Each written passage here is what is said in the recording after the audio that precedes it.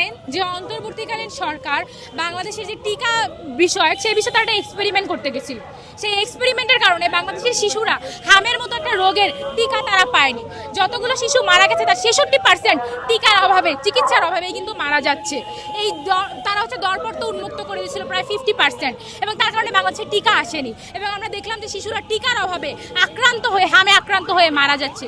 এই শিশুরা কারা? এটা হচ্ছে বাংলাদেশের মেহনতি জনগণ, বাংলাদেশের যারা আসলে গরিব মধ্যবিত্ত তাদের শিশুরাই, যারা আজকে একটা আইসিইউর অভাবে, সুষ্ঠু চিকিৎসার অভাবে, টিকার অভাবে তারা মৃত্যুবরণ করছে। সবচেয়ে বেশি মৃত্যুর সংখ্যা আপনারা গিয়ে দেখেন ওই পাহাড়ে, যেখানে একটা হাসপাতাল নাই, সেখানে আছে সেনা মদত, বিভিন্ন রিসোর্ট, কিন্তু নাই কোনো হাসপাতাল। সুতরাং আমরা স্পষ্টভাবে বলতে চাই যে এই যে 300-র অধিক শিশুর মৃত্যুবরণ, এটা কোনো স্বাভাবিক মৃত্যুবরণ না, এটা হত্যাকাণ্ড।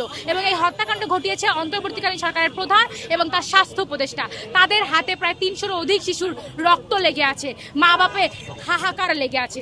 যদি বর্তমান সরকার এটার বিচার নিশ্চিত না করে, তাহলে বর্তমান সরকারের হাতেও, তাদের গায়েও এই রক্তের দাগটা লেগে যাবে। তাই আমরা স্পষ্টভাবে বলতেছি, এইটার তদন্ত সাপেক্ষে অন্তর্বর্তীকালীন সরকারের প্রধান এবং স্বাস্থ্য উপদেষ্টার বিচার নিশ্চিত করুন, এবং অবশ্যই হামে আক্রান্ত শিশুদের সুচিকিৎসার ব্যবস্থা গ্রহণ করতে হবে। আপনারা ঢাকা মেডিকেল কলেজে গিয়ে দেখেন, সেই হাসপাতালে গিয়ে দেখেন, সেই হাসপাতালে একজন সুস্থ শিশু গেলেও সম্ভবত অসুস্থ হয়েই ফেরত আসবে। অথচ আমাদের সরকারের কি এই নিয়ে কোনো মাথা ব্যথা আছে যে আমাদের শিশুরা চিকিৎসা পাচ্ছে কিনা?